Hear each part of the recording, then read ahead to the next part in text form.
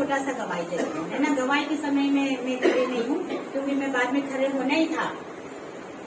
क्या हुआ कि मैं अपने जीवन के लिए, अपने लिए, हम दूसरों के लिए बार बार प्रार्थना करते हैं। एक दिन में कम से कम 2-3 फोन आता है, या तो जब जहाँ जाता है मेरे को ये हो गया, वो हो गया, ये बीमार है, वो दर्द है, ये दर्द है, प्रार्थना करो। हम दूसरों के लिए प्रार्थना करते रहते हैं।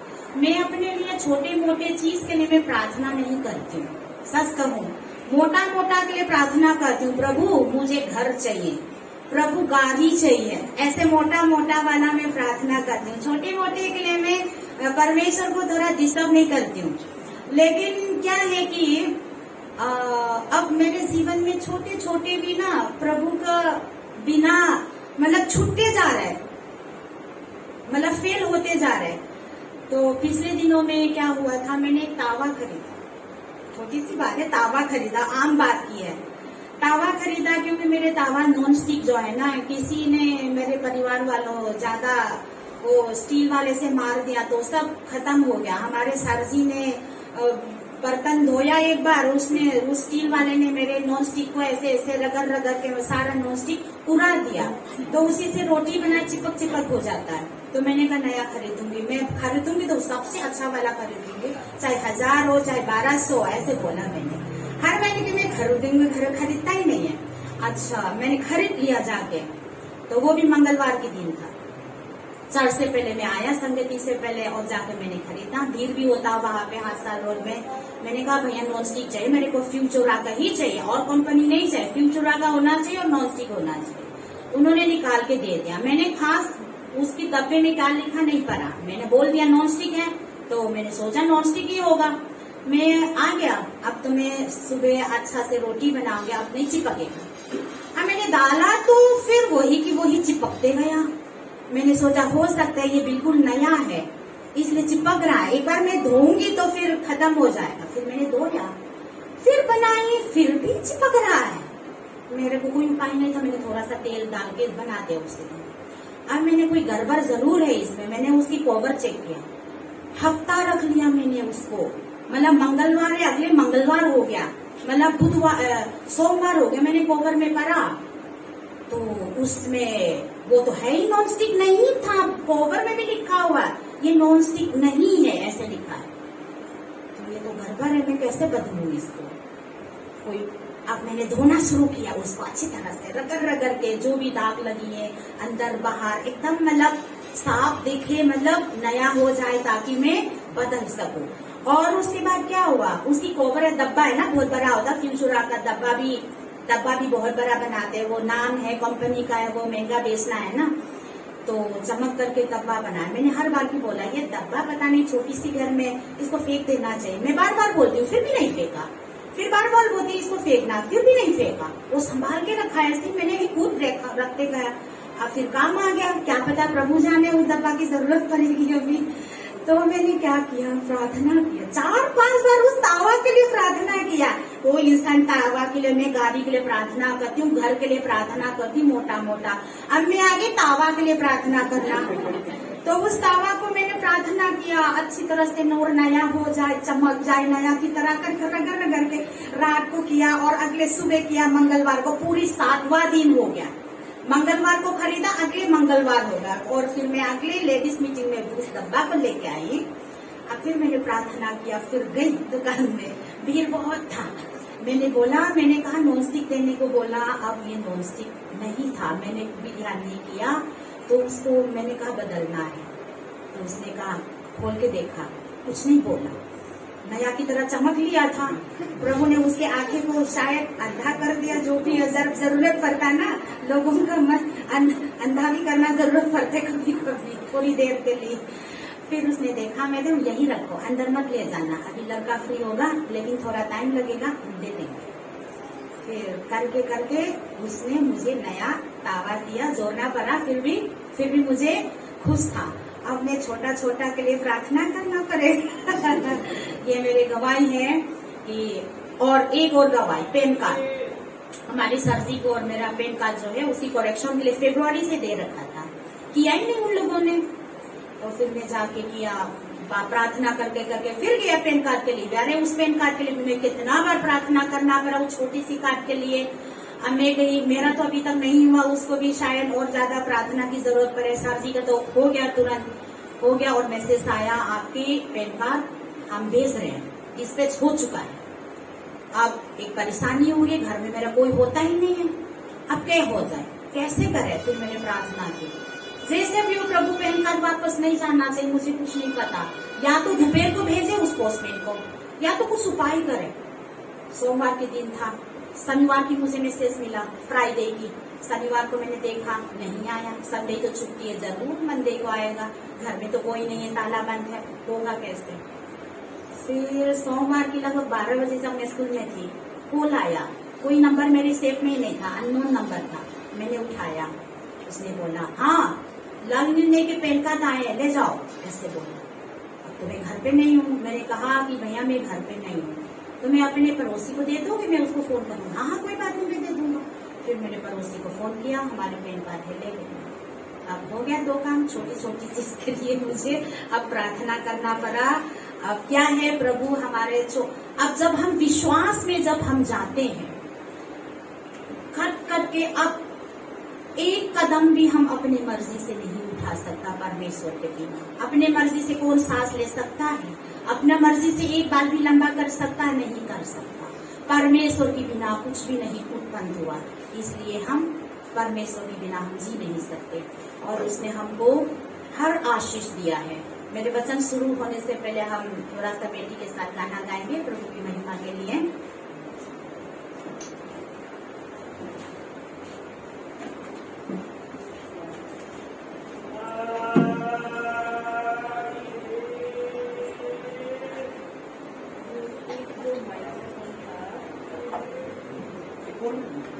अच्छा नहीं, मेरा तो थोड़े से जरूरत खड़े होके गाना गा सके, तो हम अभी शुरू किया है।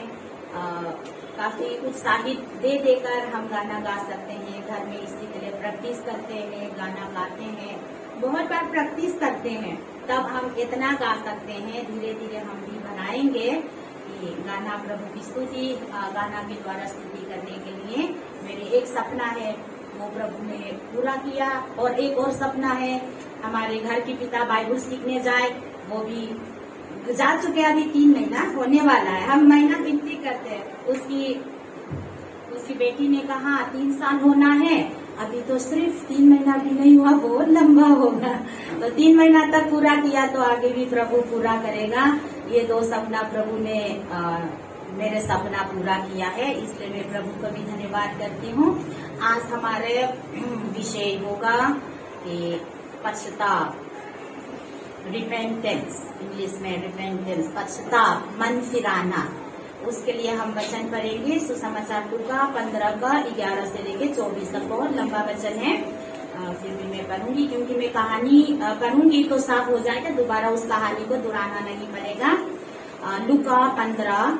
लूका 15:11 से लेके 24 तक मैं पढ़ूंगी। फिर उसने कहा, यानी यीशु ने, फिर उसने कहा, किसी मनुष्य के 2 पुत्र थे, और उसमें से जो छोटा था उसने पिता से कहा, हे पिता, संपत्ति का वे भाग जो मेरे हिस्से में आता है मुझे दे दे। उसने अपनी धन संपत्ति उनमें बांट दी।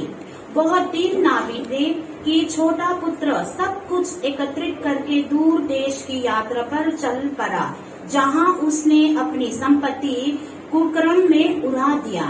जब वह सब कुछ उड़ा चुका तो उस देश में भयंकर अकाल पड़ा और वह दरिद्र हो गया।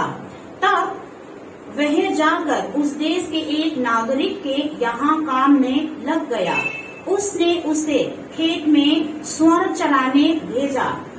उसे बड़ी उत्कंठा हुई कि वह उन फलियों से जो स्वर्ण खा रहे थे अपना पेट भरे, और उससे कोई कुछ नहीं देता था। परंतु जब वह होश में आया तो उसने कहा, कौन होश में आया? छोटा पुत्र, जिसने अपने संपत्ति को लेकर भाग गया।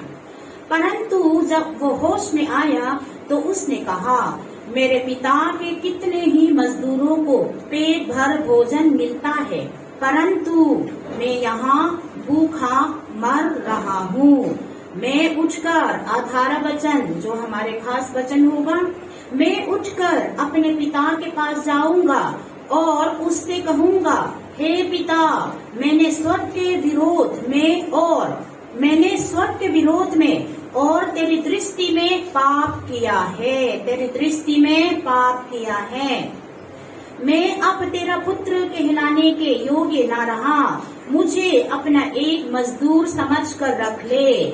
वे उठकर अपने पिता के पास चल आया, परंतु जब वह अभी दूर ही था, उसके पिता ने उसे देखा और उस पर तरस खाया।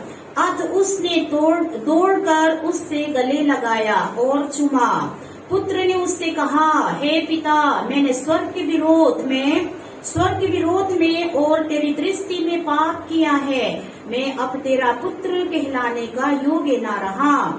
परंतु पिता ने अपने दासों से कहा, अच्छे से अच्छे वस्त्र शीघ्र निकाल लाओ और उससे पहनाओ और उसके हाथ में अंगूठी, पाँव में जूतियां पहनाओ और एक मोटा बछड़ा लाकर काटो कि हम खाएं और आनंद मनाएं, क्योंकि मेरा ये पुत्र मर गया था, अब जीवित हो गया है।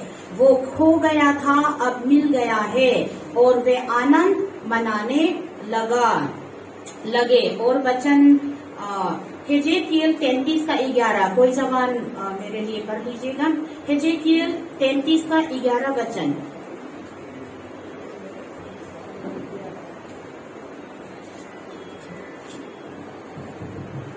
इसलिए तू उनसे ये कह, परमेश्वर यहोवा की ये वाणी है, मेरे जीवन की सौगंध, मैं दुष्ट के मरने से कुछ भी प्रसन्न नहीं होता, परंतु इससे कि दुष्ट अपने मार्ग से फिरकर जीवित रहे। हे इस्राएल के घराने, तुम अपने अपने बुरे मार्ग से फिर जाओ, तुम क्यों मरो। और उत्पत्ति 32 का 26 से लेकर 28 तक। उत्पत्ति 32 का 32, 26, 27, 28। तब उसने कहा, मुझे जाने दे, क्योंकि भोर होने वाला है। याकूब ने कहा, जब तक तू मुझे आशीर्वाद न दे, तब तक मैं तुझे जाने न दूंगा। और उसने याकूब से पूछा, तेरा नाम क्या है? उसने कहा, याकूब। उसने कहा, तेरा नाम अब याकूब नहीं, परंतु इज़राइल होगा, क्योंकि तू परमेश्वर से और मनुष्य से भी युद्ध करके प्रबल हुआ है। परमेश्वर पढ़े हुए वचन को हम सबके लिए आशीष दे। हमारे मेन जो विषय है क्या है? पश्चाताप, रिपेंटेंस, पश्चाताप है क्या? सोचेंगे मन में, पश्चाताप होता क्या, मन फिराना क्या होता है? तो हमारे लिए क्यों जरूरत है मन फिराना? क्यों जरूरत है? सिर्फ यीशु पर विश्वास करके खत्म नहीं हुआ है, बपतिस्मा लेके खत्म नहीं हुआ है। मन फिराना क्यों जरूरत है? पश्चाताप क्यों जरूरत है? यहाँ पर यीशु मसीह का मेन योजना है इस दृष्टांत में। अभी जो हमने पढ़ा वो दृष्टांत है, एक कहानी है, यीशु मसीह ने अपने तरफ से बनाकर दिया है ताकि वो सुनने वालों को समझ में आए। क्योंकि इस वचन इससे कुछ देर पहले यीशु मसीह 15 में जब हम देखेंगे 15 का 1 वचन में क्या लिखा वही लिखा, सब चुंगी लेने वाले और पापी उसके निकट आ रहे थे कि उसकी सुने। तब फारिसी और शास्त्री कुरकुरा कर कहने लगे, ये मनुष्य पापियों के साथ मिलता जुलता है और उनके साथ खाता भी है। जब यीशु मसीह के पास चुंगी लेने वाला टैक्स कलेक्टर या फिर अलग अलग जो पाप से कोई तो वेश्या व्यभिचार लोग यीशु के पास आते हैं, तब फारिसी और शास्त्री लोग कहने लगा, अरे ये अपने आप को परमेश्वर की पुत्र कहता है, अपने आप को परमेश्वर की ओर से आया कहता है, लेकिन देखो ये किसके साथ बैठा है? ये तो बुरी संगति में बैठा है। यीशु को देखकर वो लोग कुरकुराने लगता है। तो यीशु ने क्या बोला? मैं धर्मियों को नहीं पापियों को ढूंढकर उनको उधार देने आया हूँ। तो ये सब के लिए यीशु मसीह जो उसके पास जो बैठे फरीसी शास्त्री लोग, जो अपने धर्म कामों पर जो घमंड होता है, जो अपने जीवन पर कोई पश्चाताप के लिए कुछ ना समझता है, कोई मन फिराने के लिए उसके जीवन में है लेकिन उसको पहचान नहीं है, उन लोगों है। तो सुनने वालों को कैसे समझ सके, इसलिए यीशु मसीह ने दृष्टांत बताया। एक कहानी है, यीशु ने अपने तरफ से बनाकर इसको समझाया। क्या बोला यहाँ पर? पछताना, मन फिराना। ठीक है, आपने यीशु पर विश्वास कर लिया, यीशु ही परमेश्वर है, वो ही चंगा करने वाला है ना, वो ही हमारे सब कुछ करने वाला है। और उसके बाद यीशु पर विश्वास करके बपतिस्मा भी लिया है, डूब लिया पानी में, काफी नहीं है ना। आपके बीमार भी चंगाई हो गया, काफी नहीं है। संगति में भी आया, उपवास की प्रार्थना में भी आया, दशमांश भी दिया, दान भी दिया, काफी नहीं है यहाँ पर। लेकिन फिर पछतावा, यीशु मसीह ने कितना बार इसको जरूरी समझा कि पछताना। और एक बार यूहन्ना बपतिस्मा देने वालों के पास भी जब लोग आया था, लोग ने क्या बोला? सिपाही ने, हम क्या करें, हम अपने पापों को क्या करें? उसने कहा मन फिराओ और पिता, पुत्र, पवित्र आत्मा के नाम से बपतिस्मा लो, मन फिराओ। तो यीशु मसीह बार बार यहाँ पे मन फिराने की, जब यीशु ने जब प्रचार शुरू किया, मत्ती में हम देखेंगे, उसने भी क्या बोला? सबसे पहले शब्द है मन फिराओ, उसी से उसने प्रचार शुरू किया है। ठीक है, तो पछताना, पछताव जीवन, बपतिस्मा ले लिया, यीशु पर विश्वास कर लिया, काफी नहीं है। नहीं, यहाँ पर नहीं, पछतावा की जीवन जरूरत है। एक विश्वासी जीवन में पछतावा की जीवन जरूरत है, क्योंकि पाप के साथ साथ, बुराई के साथ साथ, हाँ ठीक है, आपने यीशु पर ग्रहण किया, विश्वास किया, मैंने किया, लेकिन ये शरीर के अंदर अभी भी हम है, इस दुनिया में हम है। हमारे मन में बुराई आता है, हमारे मुख से बुराई निकलता है, हमारे चाल चलन से लड़ाई करने का मन, गाली देने का मन, चोरी करने का मन, घमंडी का मन, चोरी का, अलग अलग जो भी इतना बुराई, इतना पाप है, वो हमारे जीवन में है अभी भी। जब यीशु पर विश्वास किया तो एकदम हटा नहीं है, आपका जीवन में है, मेरे जीवन में। जब तक अब इस दुनिया में हम रहेंगे और इस शरीर में हम जिएंगे, वो सब हमारे साथ है। कोई हमसे बुरा कहे तो बुरा से वापस करना, वो भी हम है, वो भी अभी भी वो मन हमारे अंदर है। लेकिन उन सब पाप और उन सब बुराई के साथ हम आत्मिक आशीष के साथ आगे नहीं बढ़ सकता। आत्मिक जीवन में हम आगे नहीं बढ़ सकता। एक भरपूरी जीवन, विश्वासी भरपूरी जीवन हम नहीं पा सकते हैं। इसलिए आत्मिक में आशीष पाने के लिए, पवित्र आत्मा के अभिषेक होने के लिए, पवित्र आत्मा के पवित्र आत्मा हमें अगवा करने के लिए, उस बुराइयों से पछताव करने की जरूरत है। पछताव करने की जरूरत है। एक विश्वासी जीवन में पछताव करने की जरूरत है। यीशु मसीह इसको बहुत जरूरी समझा, इसलिए कह रहा मन फिराओ, पछतावा करो अपना बुराइयों से, अपने चाल चलन से। हेजेकियल की किताब में अभी हमने जो पढ़ा था, क्या लिखा?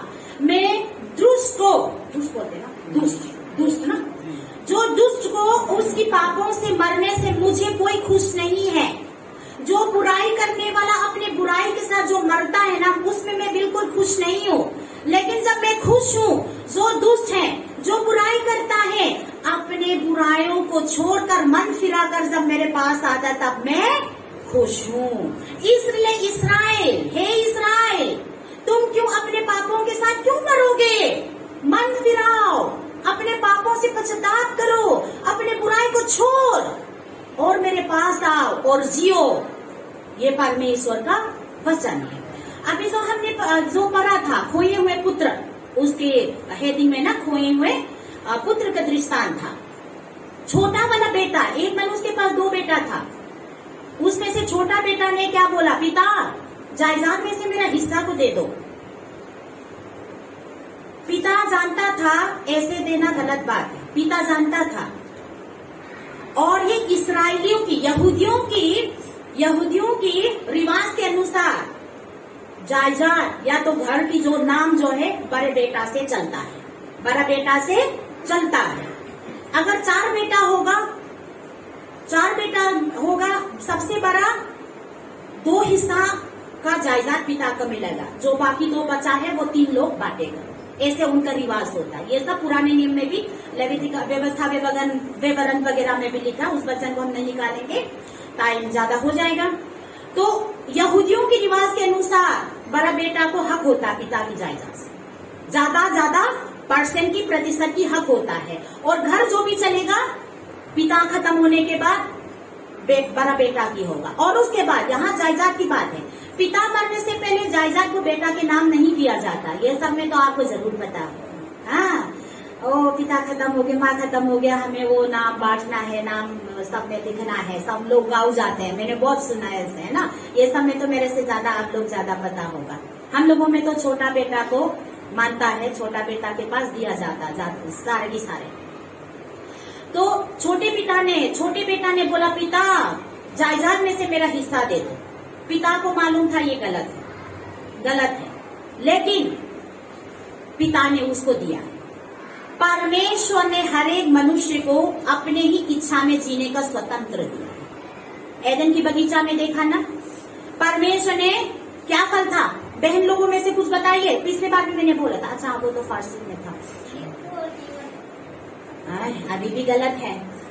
अभी भी गलत है। और बोलो, कोई बहन की तरफ से फिर बोलिए। जो परमेश्वर ने हमारे मनुष्य को ना खाने के लिए जो फल जो दिया था, क्या फल था वो? अच्छाई और बुराई। हाँ, वृक्ष का फल को ना खाना, तुम खाओगे तो निश्चय मरोगे, भूलना मत। ठीक है, भूलना मत। हाँ, जीवन का पेड़ भी तो है उसमें, लेकिन अभी जो फल ना खाने को बोला है, अच्छाई और बुराई, वृक्ष का फल को ना खाने को बोला। खाओगे तो मर जाओगे, मेरे से अलग हो जाओगे। परमेश्वर चाहे तो परमेश्वर सब कुछ कर सकता है। मनुष्य के हाथ को नहीं रोक सकता था, उसको खाने के लिए रोक सकता था, लेकिन शुरू से परमेश्वर ने मनुष्य को आजादी दिया, कोई जबरदस्ती नहीं किया।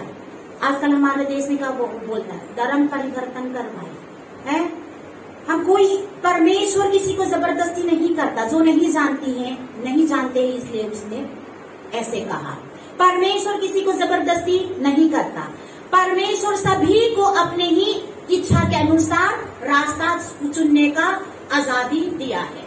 परमेश्वर सभी को अपने रास्ता चुनने का आजादी दिया है, स्वतंत्र दिया है। अपने मर्जी से अपने रास्ता को चुने। हाँ, रास्ता जरूर परमेश्वर का काम है, रास्ता दिखाना। ये अच्छा है, ये बुरा है, ये मृत्यु है, ये जीवन है। इस्राएलियों से भी परमेश्वर ने क्या कहा? तुम्हारे सामने 2 है, एक मृत्यु है, एक जीवन है। अगर जीवन चुनोगे तो तुम जीवित रहेगा, अगर मृत्यु चुनोगे तुम सबके सब मर जाओगे। चुनना मनुष्य को। यहाँ पर भी छोटा बेटा को जायदाद देना पिता जानता है गलत है, लेकिन दिया, क्योंकि परमेश्वर ने सबको अपने ही इच्छा से उसको चुनने का आजादी दिया है। और कुछ दिन के बाद चला गया, अपने सारा संपत्ति को बेचा होगा।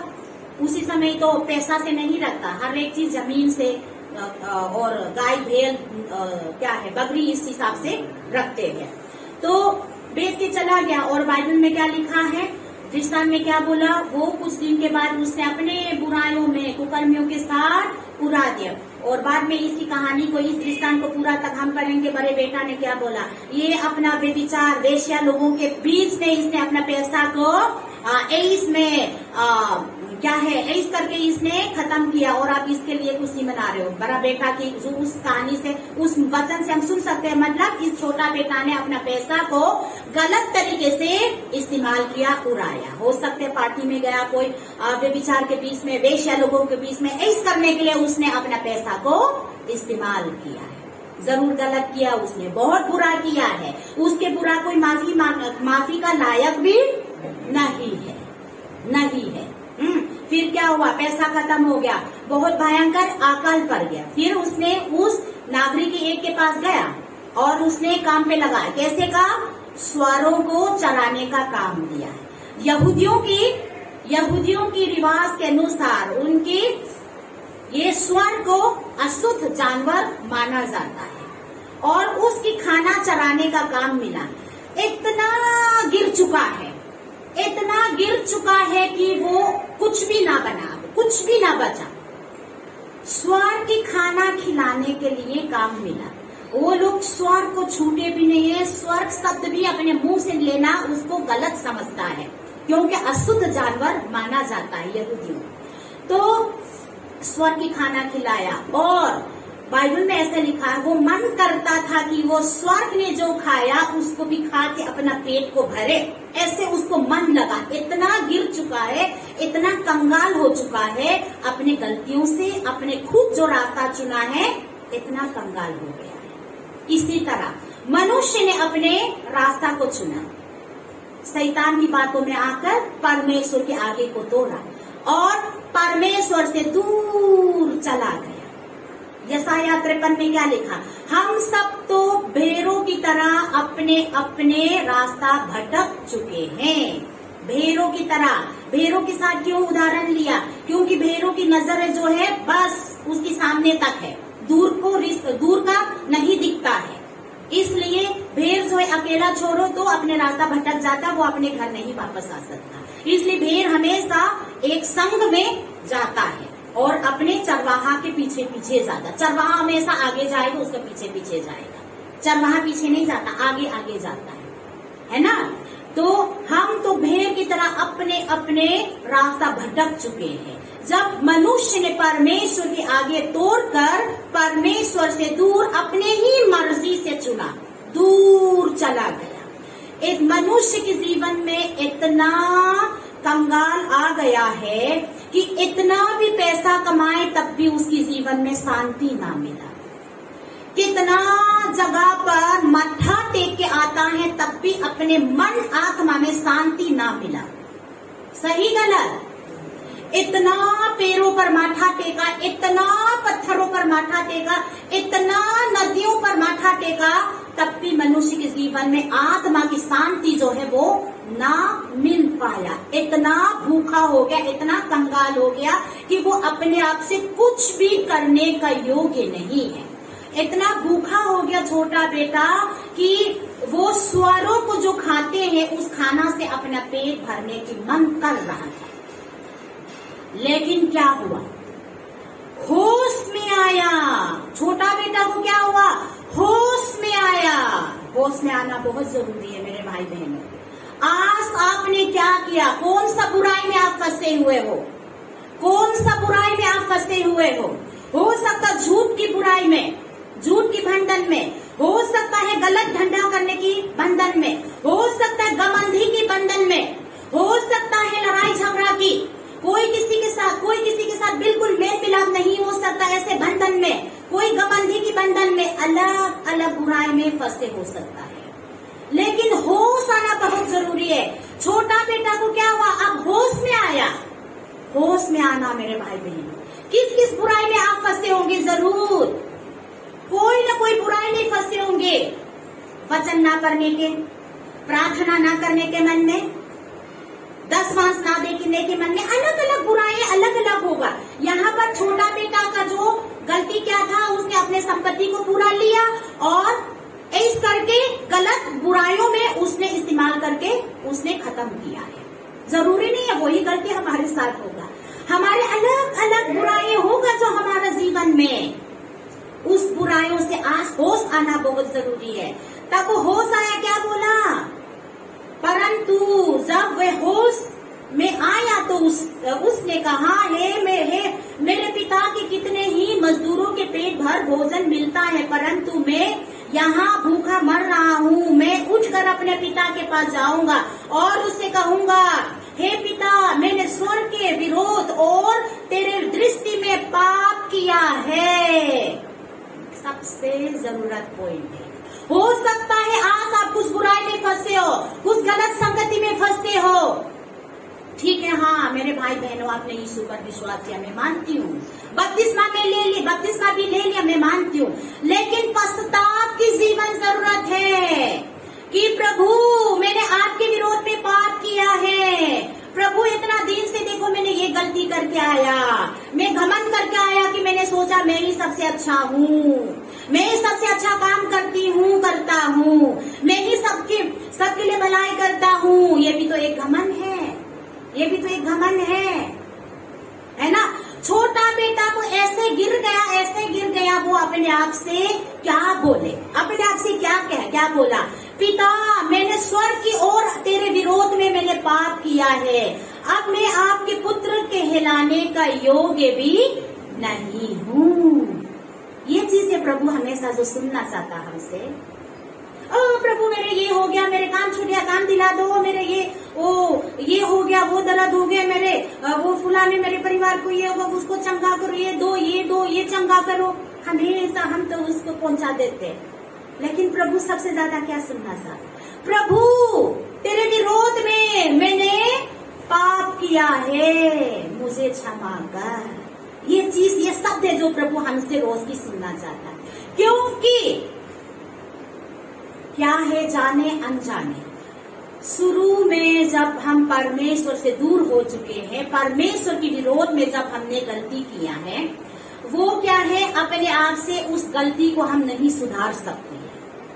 लेकिन प्रभु ने अपने पुत्र यीशु मसीह को भेजकर हमको मुफ्त से उधार दिया। वो तो मुफ्त में दिया है, आपके कर्म से नहीं, आपके कामों से नहीं है ना। इफिसियों 2:8 में अनुग्रह ही से विश्वास के द्वारा तुम्हारा उद्धार हुआ, ना कोई कर्म से नहीं तो कोई घमंड कर लेगा।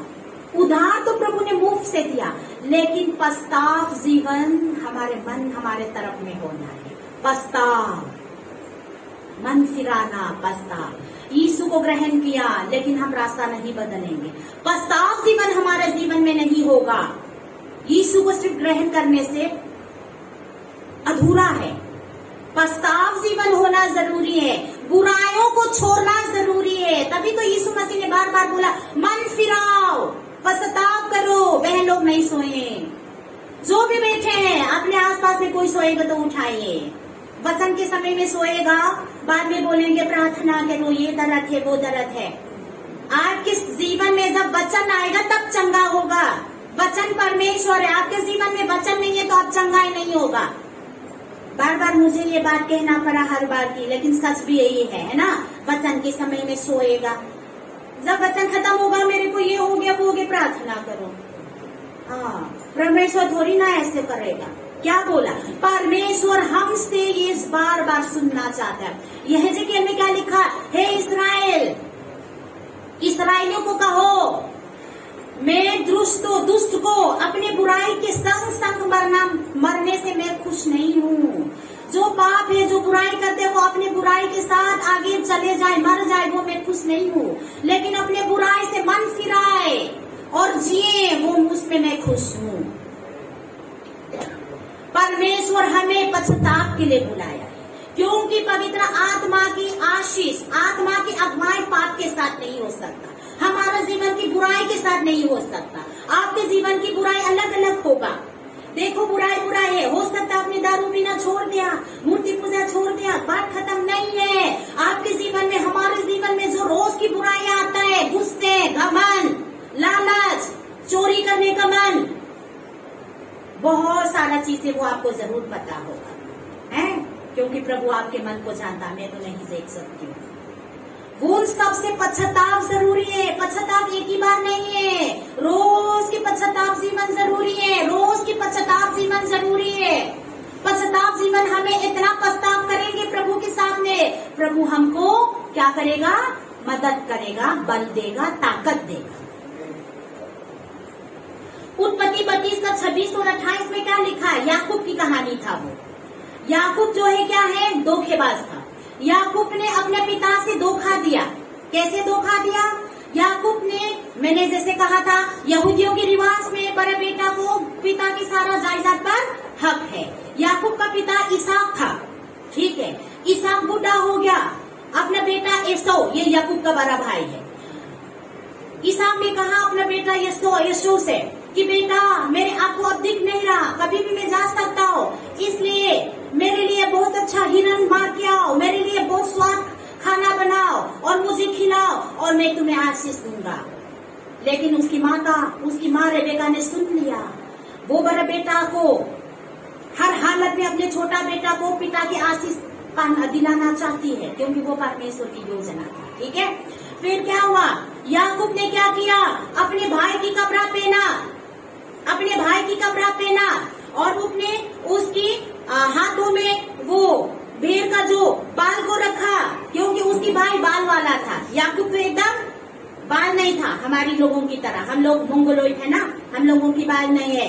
आप लोगों की लंबे लंबे बाल है। अमोस भाई को देखो, इतना दिन से कोशिश किया दाढ़ी आने के लिए, बेचारा अभी तक आ नहीं रहा है। प्रार्थना करेंगे दाढ़ी आ जाए। जब छोटे मोटे आता काटे, ज्यादा दाढ़ी आ जाए, क्योंकि हम लोगों में बाल कम होता है ना। कोई बात नहीं, दाढ़ी ना होने से जवान दिखता है, और सुंदर भी दिखता है ना। हाँ, दाढ़ी के साथ भी सुंदर दिखता है, विष्णु बुरा मत मानना। तो क्या हुआ कि याकूब ने क्या किया, बाल लगाए यहाँ पर, उसके पास बाल था ही नहीं, तो उसने भेड़ की जो बाल है उसको लगाया, ताकि उसके पिता आंखें बंद हो गया था, उसके छुआ, ताकि मतलब बड़े बाल लगेगा। अब याकूब ने भेड़ अच्छी तरह से काट कर फटाफट उसकी मम्मी ने बनाए पिता के पास ले आया। पिताजी, अब मुझे आशीष दो। पिता ने सुना कि आवाज तो आपका याकूब की लग रहा है। हाँ पिता, मुझे छू कर देखो ना, मैं आपकी बड़ा बेटा ऐसा हूँ। याकूब ने बोला, मैं आपका बड़ा बेटा ऐसा हूँ, छू मुझे देखो। पिता ने उसे छुआ, सुन करके भी देखा, क्योंकि उसके भाई की कपड़ा पहना था। हाँ, आवाज से तो याकूब लग रहा है, लेकिन खुशबू से तो एसाव की खुशबू आ रही है। उसने जो भी परमेश्वर ने अब्राहम से आशीष दिया था, अब्राहम ने जो इसहाक को आशीष दिया था, वही आशीष को याकूब के पास चला गया। फिर याकूब डर के मारे अपने मामा के घर भाग गया, और वहाँ पे 14 साल मामा के घर में रहने के बाद शादी करके उसकी 2 बीवी और सोतेले के साथ 4 बीवी और 11 बच्चे के साथ बहुत याजाक के साथ संपत्ति के साथ अपने घर वापस आ गया। रात को फिर क्या हुआ, उस वचन को हमने पढ़ा था। रात को परमेश्वर उससे कुश्ती कर रहा था। रात को वो अकेला सो रहा था, बीवी बच्चे को सब नदी को पार करके रखा। फिर वो वापस आकर मतलब अपने हो सकता है प्रार्थना किया हो सकता है प्रभु से माफी मांगा, हो सकता है डर के मारे, क्योंकि उसके भाई एसाव से धोखा से उसके आशीष छीना था।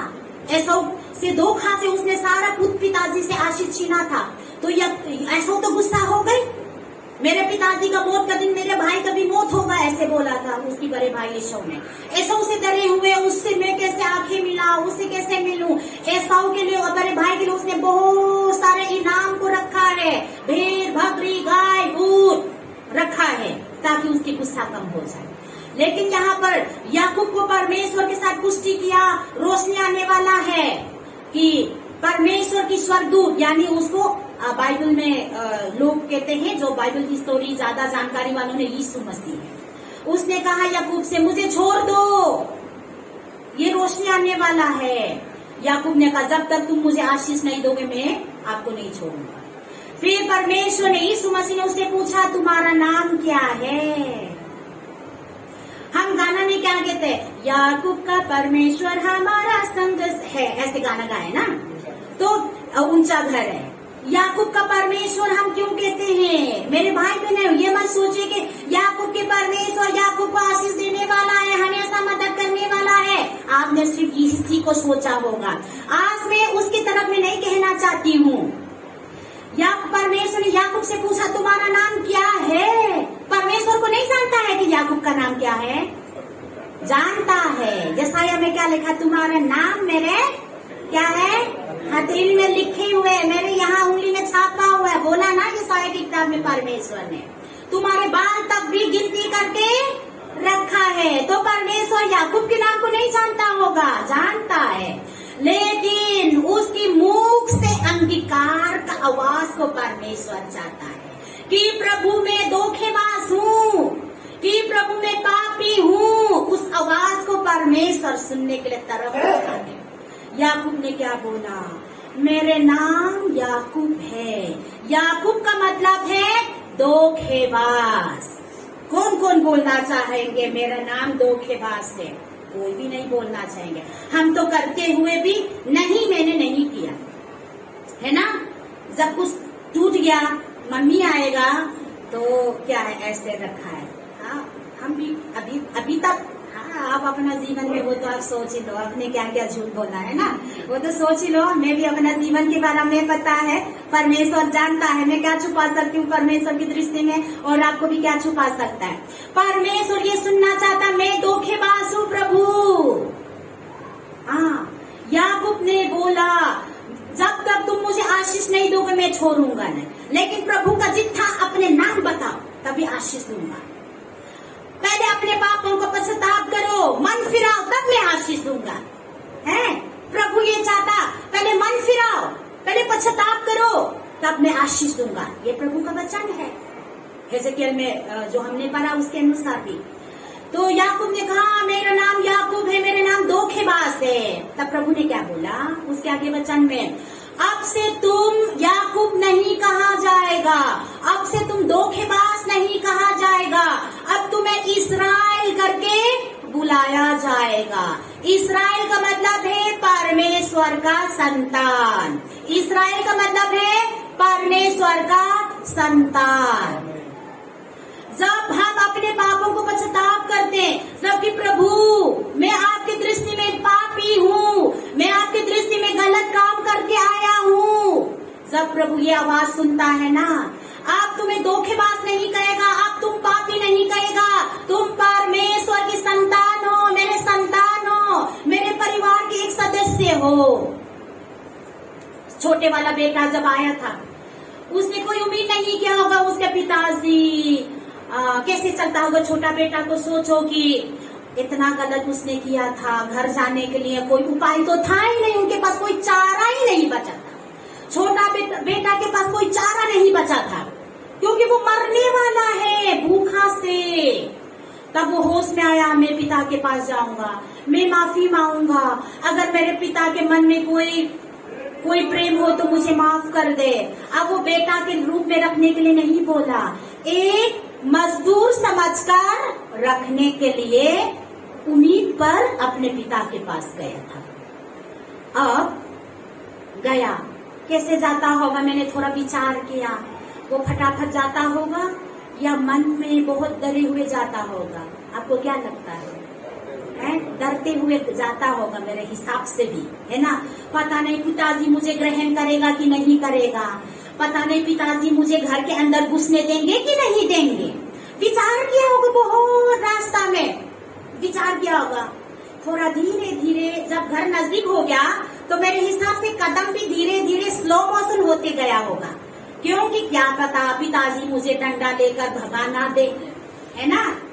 लेकिन क्या लिखा है, क्या कहा यीशु मसीह ने, उसका पिताजी ने उसको दूर से देखा, लिखा है दूर से देखा, पहचानता है अपना बेटा को।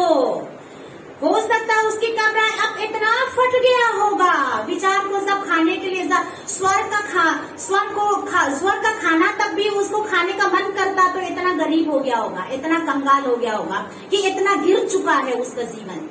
उसकी कपड़ा भी फट गया होगा, इतना गंदा भी हो गया होगा कि आज के दिन में मान लीजिए कि ये जो भिखारी है ना, जिसकी पूरी कपड़े गंदा है, फटा हुआ है, जो हम सड़क पे देखा, शायद इसी हालत में के रूप में जरूर होगा। लेकिन पिताजी रोज की सालों से इंतजार किया होगा अपना बेटा को, मेरे बेटा कब आएगा वापस घर, है ना।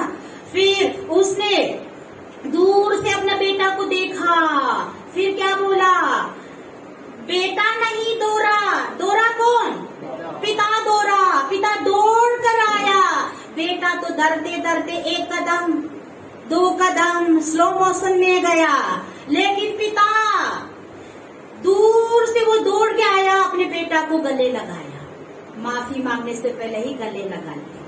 जानता था उसका बेटा अच्छी तरह से रास्ता बदल चुका है, उसने अपने रास्ता पीछे मोड़कर वापस आ चुका है। फिर उसने गले लगाया, क्या बोला बेटा ने पिता माफी मांगा, बात भी पूरा होने नहीं दिया। मैं अपने मजदूर समझ कर रखो, इतना भी बोलने नहीं दिया। जब आगे पढ़ोगे ना, जब बेटा कॉन्फेशन किया, कॉन्फेशन जो है मैंने कहाँ लिखा था, स्वीकार किया, हाँ कहीं लिखा था ये उस बात को ना, ठीक है, हाँ अपने गलतियों को स्वीकार किया। जब बेटा स्वीकार किया अपनी गलती को, फिर उसको पूरा बोलने भी नहीं दिया। पिता ने क्या बोला, नया कपड़ा लेके आओ। नया कपड़ा मतलब आदर दिया, नया कपड़ा देने का मतलब आदर दिखाते, बेटा को आदर दिया। ओ जो जिसने अपने सारा जायदाद को लेकर जो कुकर्मों के साथ अपने पूरी पैसा को खत्म किया, उस पर क्या किया, आदर किया, नया कपड़ा पहनाया। क्यों? पश्चाताप किया उसने। मेन पॉइंट ये है मेरे भाई बहनों, आपने पिछले जीवन में आज तक क्या किया, उससे नहीं, पश्चाताप। जब मन फिराते हैं, प्रभु क्या करता, पिता ने क्या बोला, नया कपड़ा लेकर इसको पहनाओ, आदर किया। फिर क्या बोला, अंगूठी लेके आओ, पहनाओ, प्यार, अंगूठी दिखाता प्यार। लड़की और लड़का जब सगाई करते हैं तो मैं अपना प्यार की साक्षी के लिए इस अंगूठी को पहनाता हूँ, बोलता कि नहीं बोलता है, प्यार का निशानी होता अंगूठी। शादी से पहले भी वो ज्यादा प्यार होता है ना, वो पहले से अंगूठी पहना देते हैं लड़का लड़की को। लड़की लोग हंस क्यों रहे, पहना तो नहीं दिया किसी ने। तो क्या है कि अंगूठी लाओ, पहनाओ, प्यार का निशान अंगूठी। किसको?